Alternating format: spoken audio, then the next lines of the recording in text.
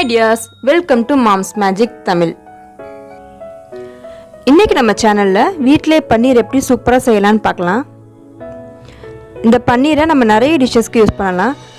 பன்னீர் butter masala, பன்னீர் piece masala, பன்னீர் கோஃப்தா கறி, பீஸா, burger, sandwich இந்த மாதிரி நிறைய டிஷ்ஷஸ்க்கு நம்ம யூஸ் பண்ணலாம். சும்மா சிம்பிளா சிக்கன் 65 மாதிரி பொரிச்சு சாப்பிட்டா கூட அவ்வளோ டேஸ்டா இருக்கும். இதை பண்ணுறது ரொம்ப ஈஸி. கடையில் வாங்குறதை விட குவான்டிட்டி நமக்கு ரொம்ப அதிகமாக கிடைக்கும். சாஃப்டாக ஃப்ரெஷ்ஷாக இருக்கும். இப்போ எப்படி பண்ணலான்னு பார்க்கலாம். ஃபஸ்ட் நம்ம பாலை காய்ச்சிக்கணும். இன்றைக்கி நான் 1 லிட்டர் பால் எடுத்திருக்கேன். இந்த 1 லிட்டர் பாலுக்கு நமக்கு வந்து 200 கிராம் கிட்ட பன்னீர் கிடைக்கும். எப்போவுமே இந்த மாதிரி பன்னீர் செய்கிறதுக்கு பாலில் தண்ணி ஆட் பண்ணாதீங்க. ஃபுல் ஃபேட் மில்க் எடுத்துக்கோங்க. ஃபுல் ஃபேட் மில்க் எடுத்தோம்னா நமக்கு வந்து குவான்டிட்டி கொஞ்சம் அதிகமாக கிடைக்கும். ஸோ ஃபுல் ஃபேட் மில்க் எடுத்துக்கோங்க. தண்ணி வந்து சுத்தமாக ஆட் பண்ணிடாதீங்க. ஏன்னா நம்ம ஃபுல்லாக ட்ரைன் பண்ணிவிட்டு அதில் இருக்க வந்து அந்த பன்னீர் மட்டும் தான் எடுக்க போகிறோம். ஸோ தண்ணி மட்டும் ஆட் பண்ணிடாதீங்க. இப்போ இந்த மில்க் நல்லா பாயில் ஆகட்டும். அப்பப்போ ஸ்பூனை வச்சு கிண்டி விட்டுக்கிட்டே இருங்க. இந்த பன்னீரில் நமக்கு ஆடை வரக்கூடாது. ஸோ ஸ்பூனை வச்சு கிளறி விட்டுக்கிட்டே இருங்க. அப்போ தான் நமக்கு வந்து ஆடை ஃபார்ம் ஆகாது. இஃப் சப்போஸ் உங்களுக்கு ஆடை ஃபார்ம் ஆயிடுச்சுன்னா அதை எடுத்து தனியாக வச்சுருங்க. அதை வந்து உள்ளே ஆட் பண்ணக்கூடாது. இப்போ பால் நல்லா கொதிச்சிருச்சு. நல்லா பொங்கி வந்ததும் அடுப்பை சிம்மில் மாற்றிக்கோங்க. ஒரு தடவை பொங்கி வந்தால் போதும். அப்போ நம்ம சிம்மில் மாற்றிட்டு நம்ம லெமன் ஆட் பண்ணிடலாம். வினிகர் யூஸ் பண்ணோம்னா ஸ்மெல் ரொம்ப ஸ்ட்ராங்காக இருக்கும். அது மட்டும் இல்லை, வினிகர் வந்து எல்லா வீட்லேயும் ஈஸியாக அவைலபிளாக இருக்காது. லெமன் ஜூஸ் ஆட் பண்ணாலும் வினிகர் மாதிரி நமக்கு வந்து பர்ஃபெக்டான பன்னீர் கிடைக்கும். இன்றைக்கி நான் 2 மீடியம் சைஸ் லெமன் எடுத்திருக்கேன். 1 லிட்டர் பாலுக்கு 2 மீடியம் சைஸ் லெமன் ஊற்றினோம்னா கரெக்டாக இருக்கும். லெமன் ஜூஸை சீட்ஸ் இல்லாமல் எடுத்து வச்சுக்கோங்க. இப்போ நம்ம கொஞ்சம் கொஞ்சமாக ஆட் பண்ணிக்கலாம். ஒவ்வொரு டீஸ்பூனாக ஆட் பண்ணுங்கள். மொத்தமாக அப்படியே சேர்த்துற வேணாம். கொஞ்சமாக ஆட் பண்ணிவிட்டு தெரியுதான்னு பாருங்கள். அப்புறம் ஒரு 2 செகண்ட்ஸில் மறுபடியும் இன்னொருக்கு ஆட் பண்ணிக்கலாம். இதை செய்கிறப்ப நம்ம அடுப்பை ஆஃப் பண்ணிடக்கூடாது. அடுப்பு சிம்லேயே இருக்கட்டும். இப்போ நான் ஃபுல்லாகவே லெமன் ஜூஸை ஆட் பண்ணிட்டேன். பன்னீர் நல்லா திரண்டு வந்துருச்சு. இப்போ நம்ம ஸ்டவ் ஆஃப் பண்ணிக்கலாம். ஆஃப் பண்ணிவிட்டு இந்த மாதிரி ஏதாவது ஒரு பாத்திரம் எடுத்துக்கோங்க.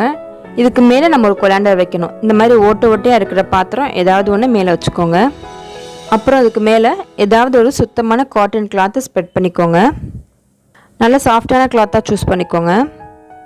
இப்போ இதை நம்ம அப்படியே எடுத்து அதில் ஊற்றிடலாம். இதில் நம்ம லெமன் ஜூஸ் ஆட் பண்ணியிருக்கனால அந்த லெமனோட ஸ்மெல் லைட்டாக அடிக்கும். ஸோ நம்ம கொஞ்சம் தண்ணி ஊற்றி இதை வாஷ் பண்ணிக்கலாம்.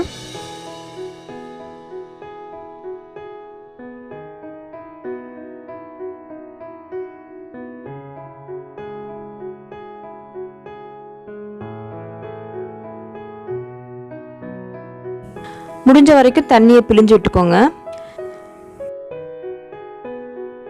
இப்போ இதை நம்ம அப்படியே ஒரு பிளேட்டில் மாற்றிட்டு கையை வச்சு நல்லா பிசைஞ்சு விட்டுக்கலாம். இந்த பன்னீர் வந்து திரண்டு இருக்கும். ஸோ நம்ம கையை வச்சு கொஞ்சம் பிசைஞ்சு இந்த மாதிரி ஸ்மூத் ஆக்கிக்கலாம். அப்போ தான் நம்ம வைக்கிற ஷேப் வந்து நமக்கு பர்ஃபெக்டாக கிடைக்கும்.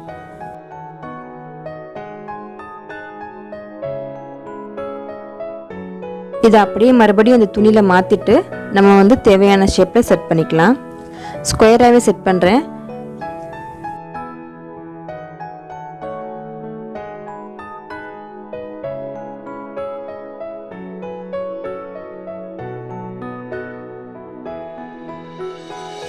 இந்த துணியை அப்படியே ஸ்கொயர் ஷேப்பில் நம்ம ஃபோல்ட் பண்ணிக்கலாம்.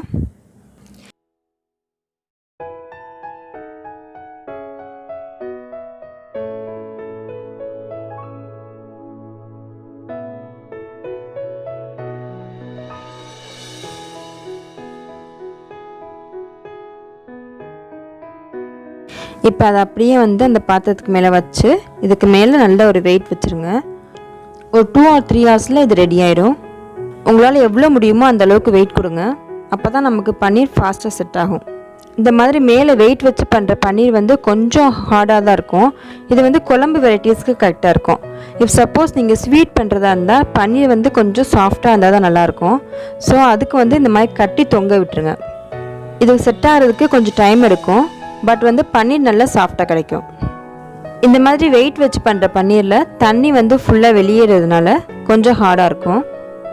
பட் இதுக்கு 2 hours போதும், சீக்கிரமாகவே செட் ஆகிடும். இப்போ 2 hours கழிச்சு எடுத்து பார்ப்போம் நம்மளோட பன்னீர் எப்படி வந்திருக்குன்னு. நம்மளோட பன்னீர் சூப்பராக செட் ஆகிருக்கு. இப்போ இதை நமக்கு தேவையான சைஸில் கட் பண்ணிக்கலாம். இந்த கார்னர்ஸை ஃபஸ்ட்டு கட் பண்ணி எடுத்துடுறேன்.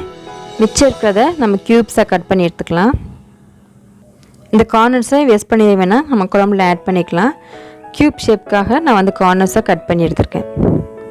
இந்த பன்னீர் எப்படி பெர்ஃபெக்டாக வந்திருக்குன்னு பாருங்கள்.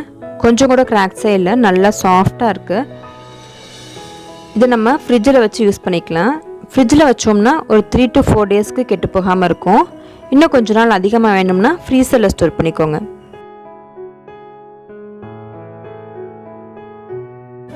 வீட்டிலே எவ்வளோ குயிக்காக ஈஸியாக பர்ஃபெக்டான பன்னீர் ரெடி ஆகிடுச்சின்னு பாருங்கள். இனி நம்ம கடையில் வாங்க தேவையே இல்லை. ஓகே ஃப்ரெண்ட்ஸ், இந்த வீடியோ கண்டிப்பாக உங்களுக்கு பிடிச்சிருக்குன்னு நினைக்கிறேன். இந்த வீடியோ பிடிச்சிருந்தா ஒரு லைக் பண்ணுங்கள், உங்கள் ஃப்ரெண்ட்ஸ் அண்ட் ஃபேமிலிஸ்க்கு ஷேர் பண்ணுங்கள்.